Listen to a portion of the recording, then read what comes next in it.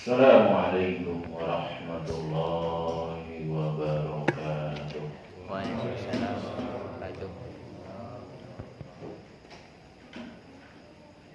Innal hamdalillah nahmaduhu wa nasta'inuhu wa nastaghfiruh wa na'udzu billahi min shururi anfusina wa min sayyiati a'malina. Man yahdihillahu fala mudilla lahu wa man yudlil fala hadiya lahu. Ashhadu an la ilaha illallah wahdahu la syarika lahu wa ashhadu anna Muhammadan abduhu wa rasuluh arsalahu bil huda wa dinil haqq liyuzhirahu ala dini kullihi wa kafa billahi shahida. Faballagha risalah wa addal amanah wa nasahal ummah wa jahada fillahi haqqa jihadi. Fasalawatullahi wa salamuhu alaihi wa ala alihi wa ashabihi wa man tabi'ahum bi ihsanin ila yaumiddin wa ba'd. Ma'asyiral muslimin rahimani wa rahimakumullah, ikhwani wa akhwati fillah, a'azzani Allah wa iyyakum jami'an. Walhamdulillah, segala puji hanyalah milik Allah Subhanahu wa ta'ala atas limpahan nikmatnya yang tidak terhitung kepada kita seluruhnya. Alhamdulillah, di malam yang berbahagia ini Allah Subhanahu wa ta'ala mengizinkan kepada kita seluruhnya untuk kembali bisa duduk bermajelis bersama, melanjutkan majelis ilmu kita, taklim kita. Insyaallah pembahasan kita malam kali ini dan juga seterusnya dari 2 jadwal setiap bulannya akan dibagi 2. Ya, malam ini pembahasan tafsir, ini minta untuk membahas tafsir.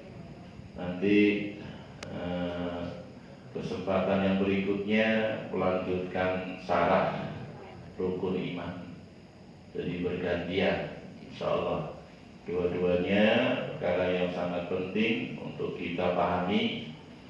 Terutama kita akan mulai tafsirnya dari surat-surat pendek, terutama lagi surat Al-Fatihah. Insyaallah ini yang akan menjadi pembahasan pertama dalam pembahasan tafsir, ya, dengan tentunya memohon taufik Allah, mohon hidayahnya, mohon bantuan dan pertolongannya. Semoga Allah Subhanahu wa ta'ala memudahkan kita seluruhnya, terus berikan taufik dan hidayahnya untuk bisa mempelajari agamanya, ya, dari sekian banyak ilmu-ilmu syar'i yang ada di dalamnya.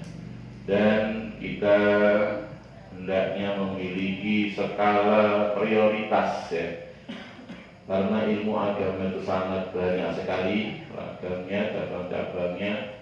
Tentunya yang kita pelajari untuk awal-awal perkara-perkara yang sangat-sangat mendasar, ya, dari ilmu-ilmu yang hukum mempelajarinya fardu ain, ya, termasuk yang sudah kita kaji tentang akidah, ya, tentang tauhid. Ini perkara penting.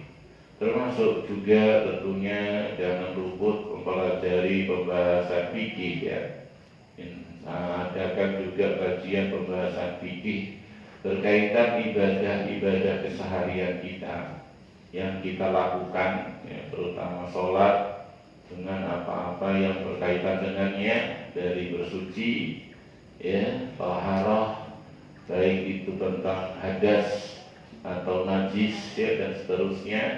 Dari pembahasan fikih ini juga termasuk perkara yang fardu ain, tidak boleh bodoh, karena itu perkara yang kita kerjakan. Ya, ibadah sholat ini banyak sekali pembahasannya dan seterusnya. Dari hal-hal yang kita itu mesti melakukannya dalam ibadah keseharian kita. Ini tidak bisa tidak, harus benar-benar kita dasari dengan ilmu syar'i. Ilmu qabla al-qaul wal amal. Termasuk juga, ya, pembahasannya adalah tentang tafsir, terutama surat-surat yang itu tidak bisa tidak, ya. Seperti dalam sholat yang akan kita bahas ini, surat Al-Fatihah sangat penting untuk kita mengetahui, ya, makna-makna, arti-arti, ya, kandungan, tafsiran dari ayat-ayat yang itu mesti kita baca dalam sholat kita. Sehingga diharapkan dengan ini benar-benar kita sholat itu, ya, bisa meraih ruhnya sholat. Ruhnya sholat itu khusyuk, ya. Qad aflahal mu'minun alladzina hum fi sholatihim khashi'un. Ya, ibadah sholat bukan hanya sekedar penunaian kewajiban toh, ya, jengking selesai. Nah, itu bagaimana benar-benar kita bisa mengambil faidah yang besar dari ibadah yang sangat-sangat agung ini, sangat mulia, ibadah sholat. Nah, itu diantaranya dengan kita memahami apa yang kita baca, ya, diantaranya surat Al-Fatihah dan juga mungkin surat-surat pendek, ya, surat langganan, ya. Al-Ikhlas, Al-Falaq, An-Nas, ya, juz 30 lah awal-awal ini, Al-Kautsar, ya, nanti kita bahas. Sehingga diharapkan ketika kita membacanya atau kita menjadi makmum mendengarkan bacaan imam, di situ ada kekhusyuan karena kita mengetahui, memahami apa yang kita baca. Bukan kayak orang hijau, ya, Omat Kamit, seperti apa yang dibaca, apa yang diminta, sehingga kadang-kadang, ya, amat mengenaskan kondisinya. Bacanya itu tentang azab, tentang siksa, tapi tidak terbawa dengan bacaannya, ya, atau baca tentang masalah nikmat-nikmat Allah, tapi tidak ada semangat, ya, tidak ada membuat motivasi dalam kesungguhan ibadah. Masalah muslimin rahimani wa rahimakumullah wa a'azzani Allahu wa iyyakum jami'an. Sebelum kita membahas tentang makna-makna kandungan yang ada dalam surat Al-Fatihah, terlebih dahulu kita ingin sampaikan, ya, keutamaan dari surat Al-Fatihah.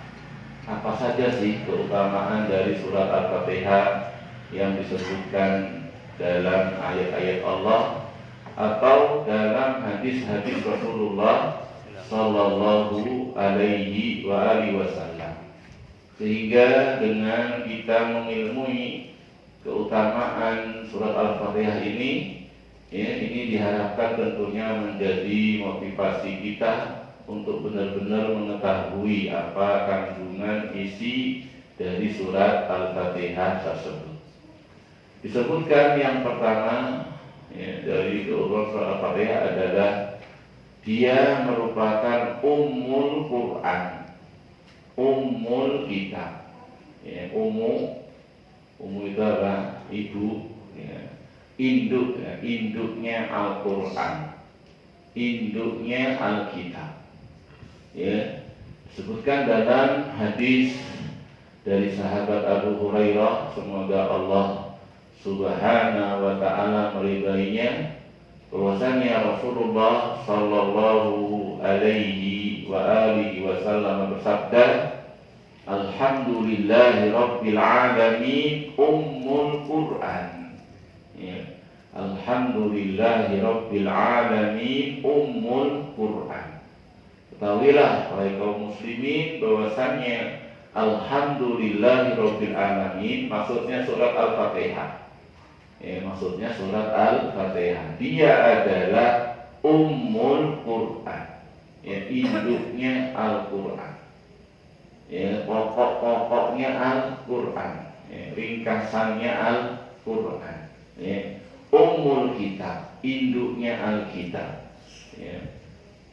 Alkitab di sini bisa jadi malah semua kitab-kitab. Ya, baik Taurat, baik Injil, baik Zabur, itu ya, global pembahasannya semua tersebut dalam Ummul Quran, dalam surat Al-Fatihah.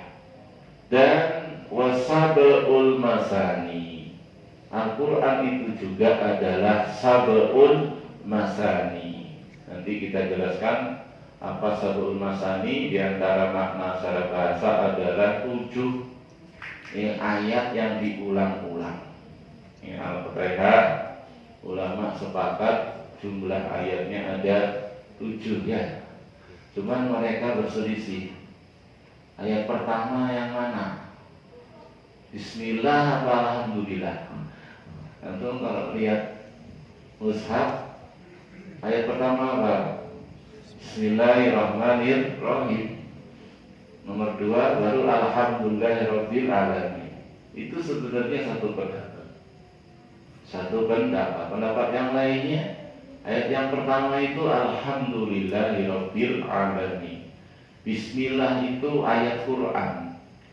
Tapi dia bukan ayat yang pertama dalam surat Al-Fatihah. Tapi dia ayat Quran, termasuk ayat dari ayat-ayat Allah. Ya, kalau kisahkan tentang Nabi Sulaiman ketika nulis surat innahu min Sulaiman wa innahu bismillahirrahmanirrahim. Sepakat ulama dia basmalah ya, itu bismillahirrahmanirrahim itu ayat dari ayat Quran. Ya, cuma berselisih apakah dia ayat pertama dari surat Al-Fatihah. Ya, dia Bismillah ini juga pembatas antara surat yang satu dengan surat yang lain, begitu. Kecuali surat Al-Baqarah, surat At-Taubah. Situ para sahabat ya, menulisnya tidak dipisah. Surat At-Taubah dengan sebelumnya Al-Anfal ya dengan basmalah. Ngapa? Karena kalau dilihat itu maknanya, isinya itu kayaknya masih lanjutannya. Kayaknya masih tentang masalah yang sama gitu, masih kelanjutan dari pembahasan surat Al-Anfal. Ini ya. Jadi Sab'a al-Masani itu termasuk juga nama dari surat Al-Fatihah. Ummul Quran, Ummul Kitab, Sab'ul Masani. Ya. Sekali lagi Rasul mengatakan Alhamdulillahirabbil alamin. Ya, surat Al-Fatihah adalah Ummul Quran, Ummul Kitab, Sab'ul Masani. Jadi nanti surat Al-Fatihah sebetulnya memiliki banyak nama. Ya, surat Al-Fatihah itu nanti memiliki beberapa nama. Al-Imam As-Suyuti dikisahkan sampai dia menyebutkan ada 25 nama dari nama-nama surat Al-Fatihah.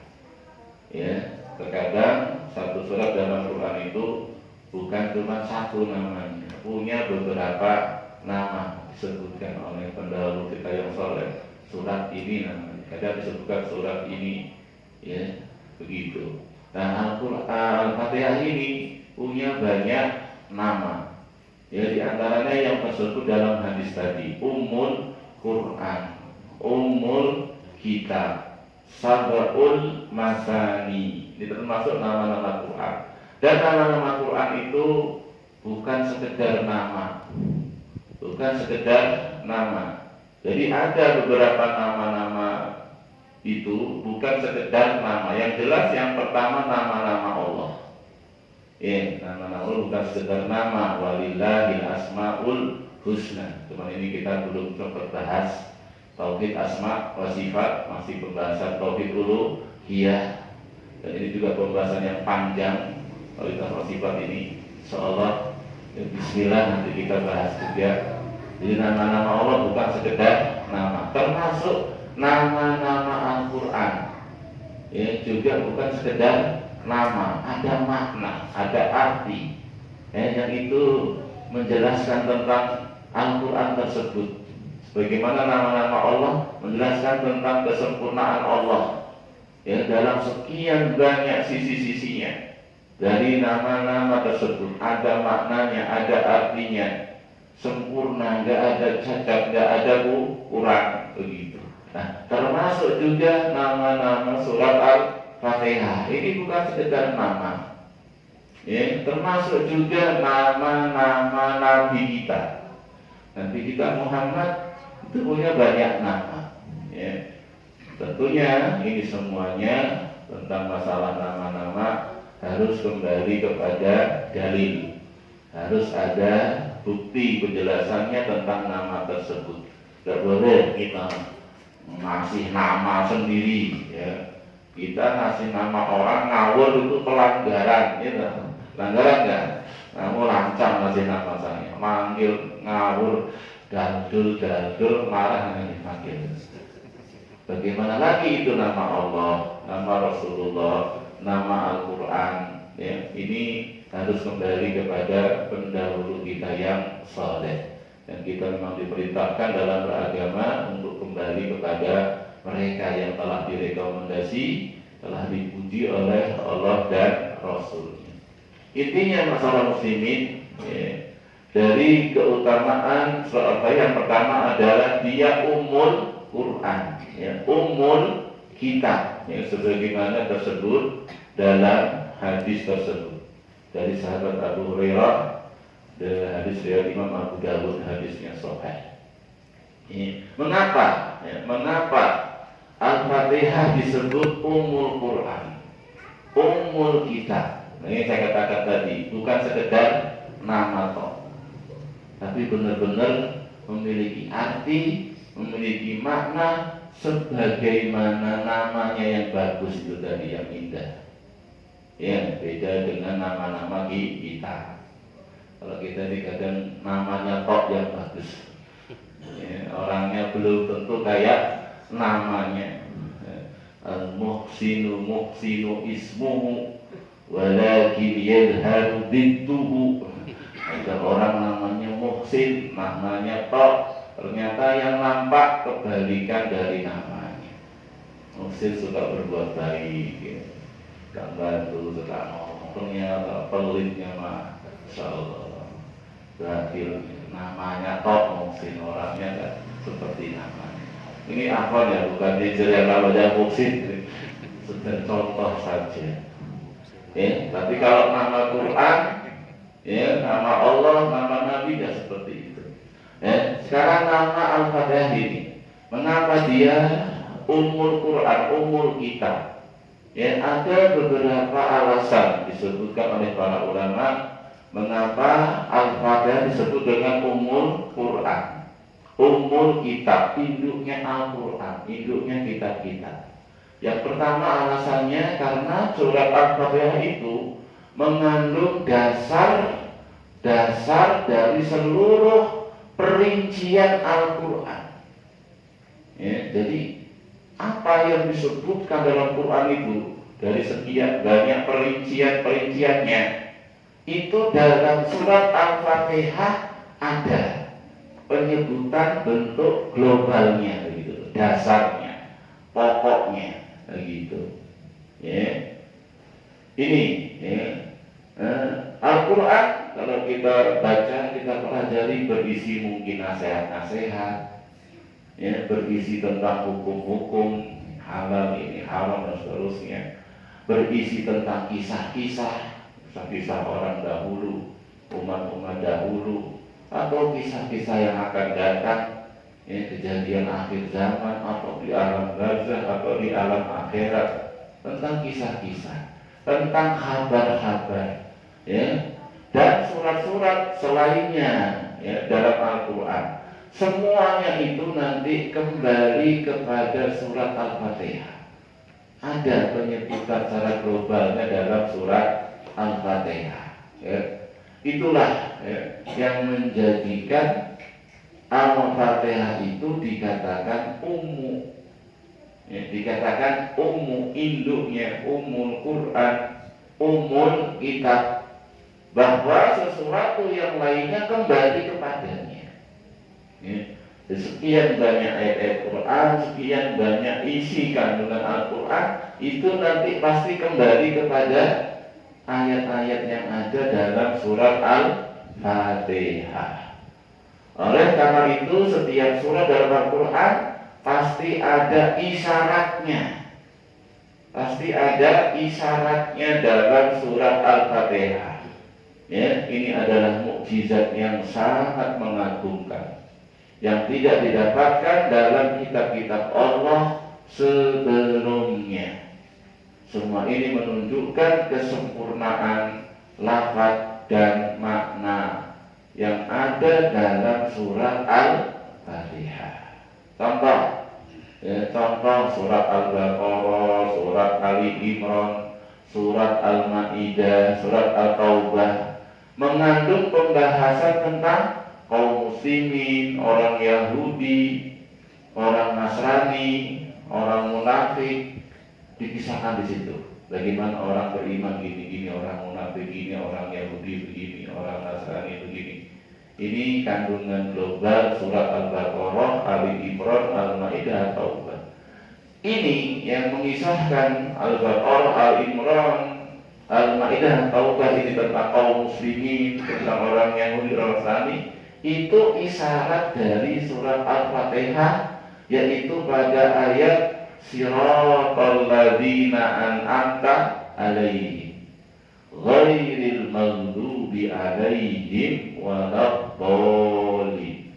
Siratal ladzina an'amta alaihim, jalannya orang-orang kau beri nikmat. Ini loh tentang kisah orang muslim.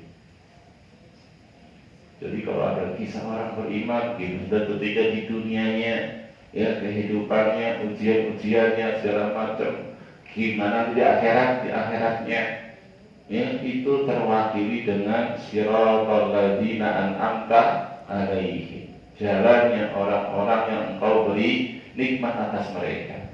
Ghairil maghdubi alaihim, bukan jalannya orang-orang yang Allah marah, Allah murka atas mereka.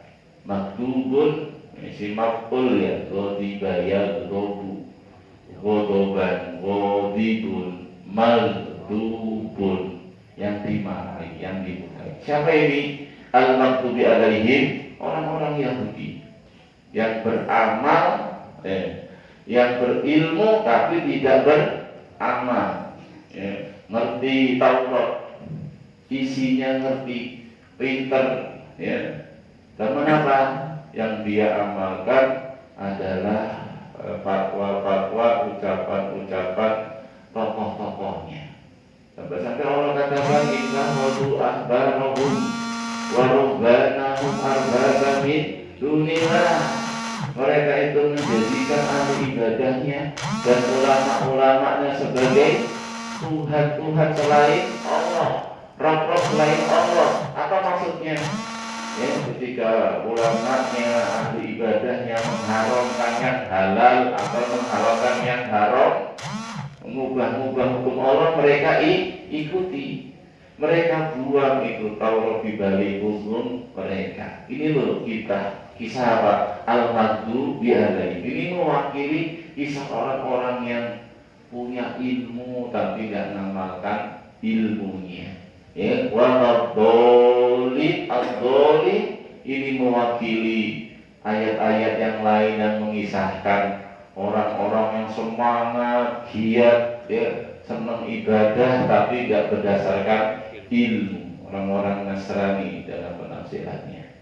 Coba, ya, ini Masya Allah, ya, benar-benar dia ummul Quran, benar-benar dia ummul kitab, ya, begitu. Surat Al-Qiyamah, surat At-Takwir, surat Al-Infitar, surat Al-Insyiqaq. Coba sekali-kali kalau baca itu baca terjemahannya. Ya, surat Al-Qiyamah, surat At-Takwir, surat Al-Insyiqaq mengisahkan tentang hari kiamat. Ya, berdasarkan hari kiamat. Kalau ingin ngerti hari kiamat bagaimana dasarnya, baca surat-surat tersebut. Dan ini terwakili dengan ayat dalam Al-Fatihah, Maliki Yaumiddin, hari pembalasan.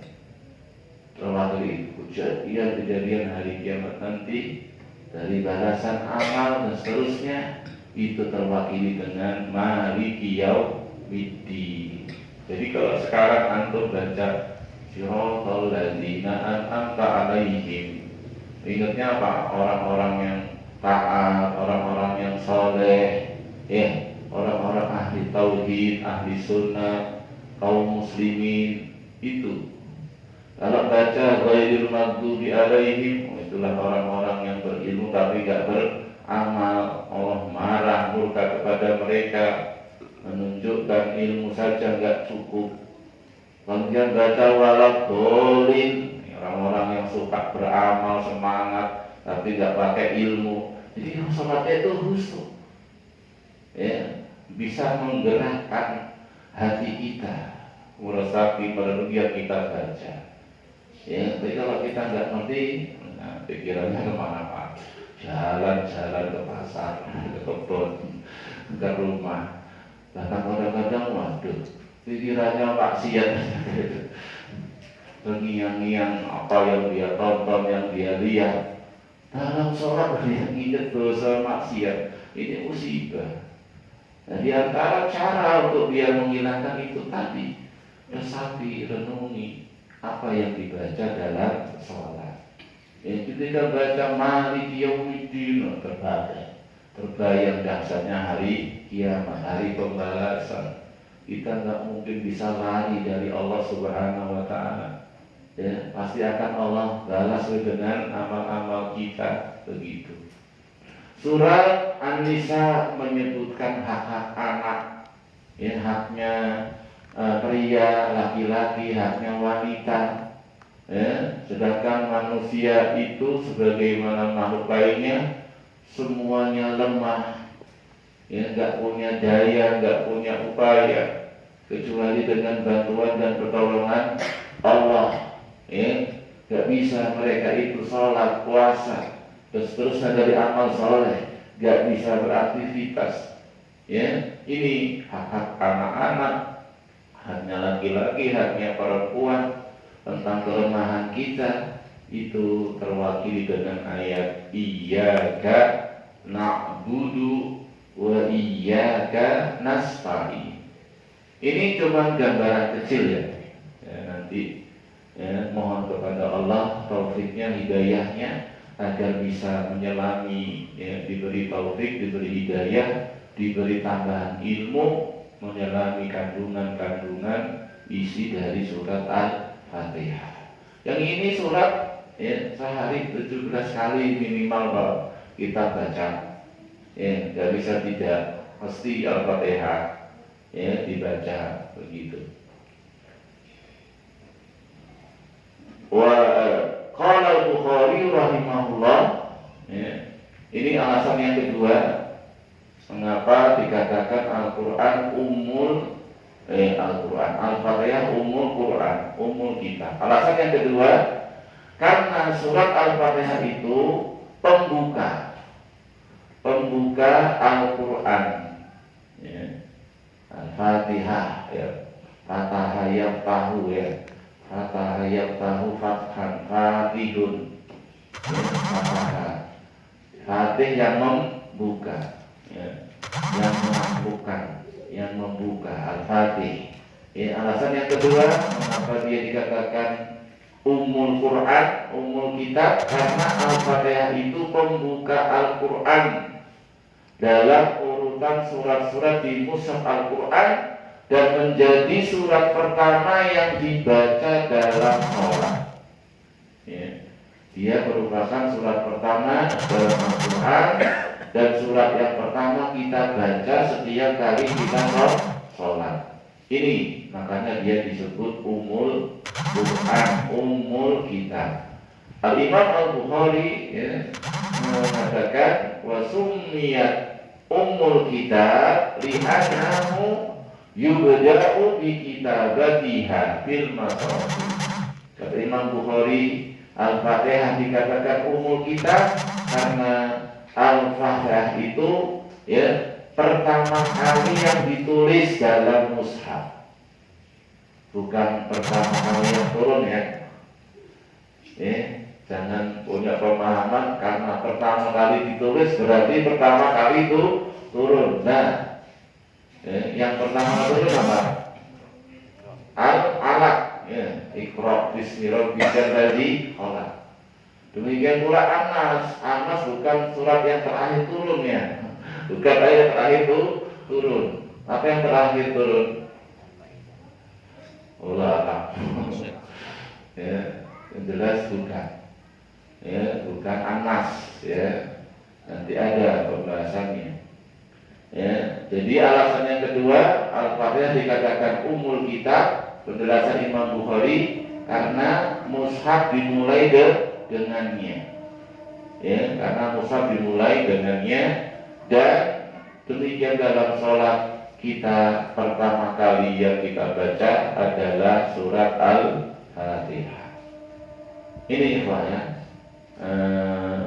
keutamaan yang pertama dari surat Al-Fatihah dia Ummul Quran, Ummul Kitab. Kemudian keutamaan yang kedua dari Al-Fatihah adalah mengandung maksud-maksud Al-Quranul Karim yang terbesar.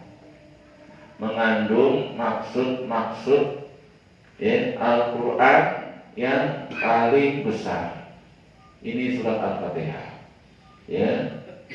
Disebutkan dalam sebuah hadis, Rasulullah SAW bersabda, Alhamdulillahi Rabbil Alamin hiya sab'ul masani.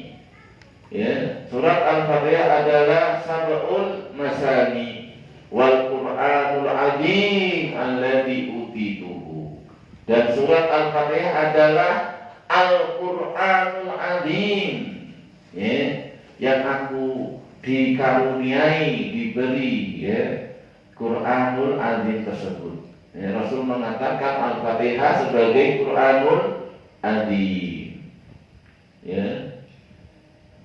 Disebutkan dengan Al-Quranul Azim, Al-Fatihah disebutkan diberi nama dengan Quranul Azim karena meskipun surat ini pendek namun mengandung maksud Al-Quranul Karim yang besar.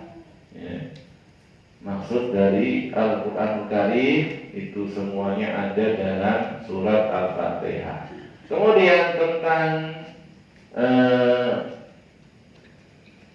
beraneka ragam ungkapan para ulama, beraneka ragam ungkapan para ulama tentang maksud Al-Fatihah itu Al-Quranul Azim, Al-Quranul Azim. Di antara mereka ada yang menyatakan beberapa pokok yang ada dalam surat Al-Fatihah. Yang pokok-pokok ini merupakan maksud Al-Quran terbesar, Al-Quranul Azim tadi. Yang pertama yaitu tentang tauhid. Pertama tentang tauhid. Al-Quran, Al-Quran dari maksud Al-Quran. Yang pertama adalah penetapan tauhid. Nah, ini ada disebut di dalam surat Al-Fatihah. Mau tauhid rububiyah, mau tauhid asma wa sifat, mau tauhid uluhiyah, ada penyebutannya dalam surat Al-Fatihah. Tauhid rububiyah, Alhamdulillahi Rabbil Alamin. Tauhid asma wa sifat, Ar-Rahmanur Rahim. Tauhid uluhiyah, Iyyaka na'budu wa iyyaka nasta'in. Ini mengapa Al-Fatihah itu disebut Al-Quranul Azim. Karena maksud-maksud besar Al-Quran ada isyaratnya dalam surat Al-Fatihah. Yang pertama, maksud besar Al-Quran apa? Tauhid. Tauhid ada semua dalam Al-Fatihah. Sekali lagi, rububiyah, alhamdulillahirabbil alamin, itu rububiyah. Asma wa sifat ar-Rahmanur Rahim. Uluhiyah, iyyaka na'budu wa iyyaka nasta'in. Maksud besar yang kedua dari Al-Quran adalah janji dan ancaman. Janji-janji Allah bagi yang beriman, beramal soleh, mendengar, taat. Dan ancaman Allah bagi yang durhaka, yang maksiat, yang menyimpang. Nanti akan dibalas demikian, dibalas demikian. Bahkan di dunia saja sudah dibalas, bisa jadi di alam barzah, di akhirat nanti. Ini maksud yang kedua, maksud besar Al-Quran, mengisahkan tentang amal-amal dan balasannya. Dan ini ada dalam surat Al-Fatihah, Maliki Yaumiddin. Maliki Yaumiddin. Yang ketiga, Al-Quran maksud besarnya adalah berisi perintah dan larangan. Berisi tentang perintah-perintah dan larangan. Bagaimana kita hendaknya mentaati perintah Allah dengan melakukannya, mentaati larangan Allah dengan menjauhinya, meninggalkannya. Apa ini? Ibadah. Itu melaksanakan perintah dari larangan, itu ibadah. Ini maksud kedua, maksud yang ketiga ya dari maksud besar Al-Quran, ibadah, melaksanakan perintah, jauhi larangan. Ya, ini dia ayat Allah, iyyaka na'budu. Apa itu ibadah isinya? Melaksanakan perintah, jauhi larangan. Terkandung dalam Al-Quran pada lafaz iyyaka na'budu. Kemudian yang keempat, maksud besar Al-Quran adalah jalan kebahagiaan. Ya, menjelaskan tentang jalan kebahagiaan, ya, dan bagaimana melalui jalan tersebut. Ini maksud besar Al-Quran yang keempat, jalan kebahagiaan dan bagaimana melaluinya. Dan ini ada dalam lafaz Al-Fatihah, ihdinas siratal mustaqim. Ya Allah, berilah kami petunjuk jalanmu yang lurus untuk bisa menempuh, menjalani jalanmu yang lurus. Dan ini jalan kebahagiaan, ya, yang membawa kepada keselamatan, kesuksesan, keberuntungan, kekal abadi selama-lamanya. Ini maksud yang keempat dari Al-Quran, dan itu disebut dalam Al-Fatihah dengan ihdinas siratal mustaqim, siratal ladzina an'amta 'alaihim. Kemudian yang kelima dari maksud besar Al-Quran adalah kisah-kisah tentang pelanggaran hukum, ya, orang-orang yang melanggar. Ini terwakili dengan lafaz Al-Fatihah, ghairil maghdubi 'alaihim waladdallin. Azan dulu ya, nanti lanjut taklimnya. Jadi kita sholat isyaknya diakhirkan. Silahkan, sudah masuk waktu isya, azan dulu. Nanti kita lanjut taklimnya, ya, kurang lebihnya 20 menit kita lanjut. Nanti baru kita tutup taklimnya, baru kita sholat isya. Tafadhol man mu'adzin falyu'adzin ahadun.